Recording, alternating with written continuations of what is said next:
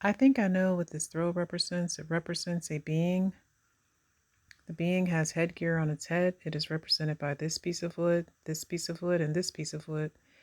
This piece of wood represents a feather that is on the headgear.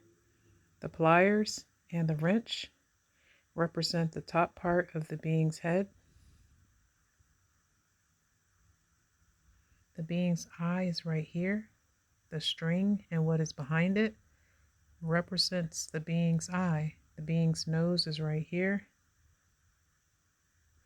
The being's mouth is a bird's beak. You're looking at the right side of the being. The front of the being's face is here.